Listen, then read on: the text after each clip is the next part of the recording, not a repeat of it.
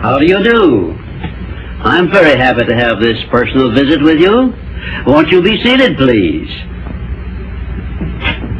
And now, may I request that you forget all your problems and just relax while I bring you the master key with which you may unlock the door to any opportunity that your mind can conceive. The master key consists of 17 principles, the first of which is definiteness of purpose.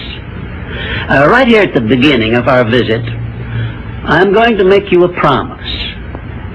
If you will decide definitely what you want most during your entire lifetime and write it down on paper so that I can read it, I will give you the master key with which you may open the door to the attainment of your desires, whatever they may be. The exact moment when I will deliver this master key to you will depend entirely upon when you are ready to receive it. This is the first of 13 messages that I will deliver to you. Now, in each message, I will describe the master key in terms that you will understand, if you are ready to understand. And now I shall give you the first cue as to the nature of the great master key which has been responsible for all the great successes in every calling, in every part of the world. Please listen carefully to what I have to say, because you may discover the secret of the master key in this first visit. You may get your first cue as to the nature of the great master key when I tell you that psychologists have discovered a natural law which is the very foundation of all personal successes. And I can describe it to you in one short sentence so you can understand it. Whatever the mind can conceive and believe, the mind can achieve. Isn't that a profound statement?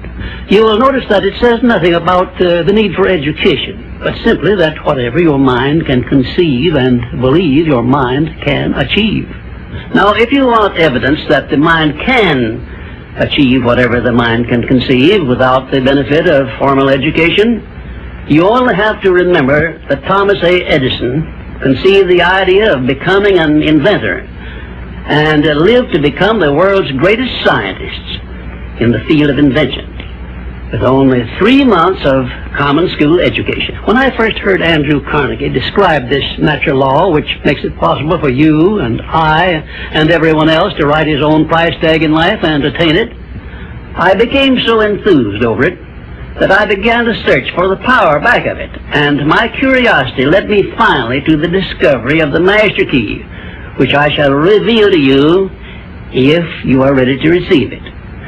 My search led me to the study of the spiritual forces with which all of us are blessed. And it was in this field that I came upon a clue which has enabled me to help millions of people to find their earthly destinies. I want to describe my discovery in the simplest terms possible, because it will reveal to you why it is true that whatever the mind can conceive and believe, the mind can achieve, regardless of how many times you may have failed in the past or how lofty your aims and hopes may be. I caught my first fleeting glimpse of the profound law which provides the means by which we may choose our own purpose in life and attain it, while I was being coached by Andrew Carnegie during the organization of the Science of Success philosophy. I had just finished telling Mr. Carnegie that I feared he had chosen the wrong person to give the world the first practical philosophy of personal success because of my youth, my lack of education, and my lack of finances. Well, at this point, Mr. Carnegie delivered a lecture that I shall never forget, because it changed my entire life and paved the way for my helping to change the lives of millions of people, some of them not yet born. Let me call your attention to a great power which is under your control, said Mr. Carnegie, a power which is greater than poverty, greater than the lack of education, greater than all of your fears and superstitions combined. It is the power to take possession of your own mind and direct it to whatever ends you may desire. This profound power, Mr. Carnegie continued, is the gift of the Creator, and it must have been considered the greatest of all of His gifts to man, because it is the only thing over which man has the complete and unchallengeable right of control and direction. When you speak of your poverty and lack of education, Mr. Carnegie explained, you are simply directing your mind power to attract these undesirable circumstances, because it is true that whatever your mind feeds upon, your mind attracts to you. Now you see why it is important that you recognize that all success begins with definiteness of purpose, with a clear picture in your mind of precisely what you want from life. Then Mr. Carnegie continued his speech with a description of a great universal truth which made such an impact upon my mind that I began then and there to give myself a new outlook on life, and I set up for myself a goal so far above my previous achievements that it shocked my friends and relatives when they heard about it. Everyone, said Mr. Carnegie, comes to the earth plane blessed with the privilege of controlling his mind power and directing it to whatever ends he may choose. But, he continued, everyone brings over with him at birth the equivalent of 2 sealed envelopes, one of which is clearly labeled, the riches you may enjoy if you take possession of your own mind and direct it to ends of your own choice. And the other is labeled, the penalties you must pay if you neglect to take possession of your mind and direct it. And now let me reveal to you, said Mr. Carnegie, the contents of those 2 sealed envelopes. In the one labeled riches is this list of blessings. 1, sound health. 2, peace of mind. 3, a labor of love of your own choice. 4, freedom from fear and worry.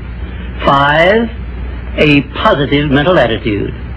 6, material riches of your own choice and quantity.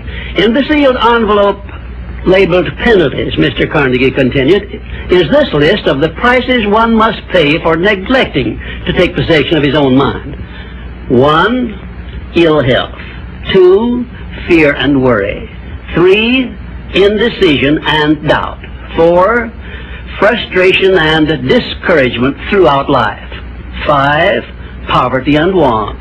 6, and a whole flock of evils consisting of envy, greed, jealousy, anger, hatred, and superstition. Now, my mission in life is to help you and everyone who needs my help to open up and use the contents of the sealed envelope labeled riches. And the starting point from which you must take off if you wish to write your own ticket from here on out for the remainder of your life, I will describe for you in these simple instructions. 1, procure a neat pocket-sized notebook, or something on the order of this one here, loose leaf affair. And on page 1, write down a clear description of your major desire in life, the one circumstance or position or thing which you will be willing to accept as your idea of success. And remember before you begin writing that your only limitations are those which you set up in your own mind or permit others to set up for you. And 2, on page 2 of your notebook, write down a clear statement of precisely what you intend to give in return for that which you desire from life. And then start in right where you stand now to begin giving. And 3, memorize both of your statements, what you desire and what you intend to give in return for it, and repeat them at least a dozen times daily. And always end your statements with this expression of gratitude for the blessings with which you were gifted at birth. I ask not, O divine providence, for more riches, but more wisdom with which to accept and use wisely the riches I received at birth in the form of the power to control and direct my mind to whatever ends I desire. If you are not too successful or self-satisfied to accept and express this profound prayer, if you accept it and express it in the same spirit of humble sincerity in which I pass it on to you, a new and a better world will reveal itself to you. A world in which you will see reflected the circumstances and the things which you yourself have created. In my next visit, I will give you a description of the second principle of success, through the application of which you may make use of the education and experience of other people, and get the necessary help you may need in attaining your definite major purpose in life. And now let me close this, our first visit, with my favorite expression of gratitude. O divine providence, I ask not for more riches, but more wisdom with which to make wiser use of the riches you gave me at birth, consisting in the power to control and direct my own mind to whatever ends I desire.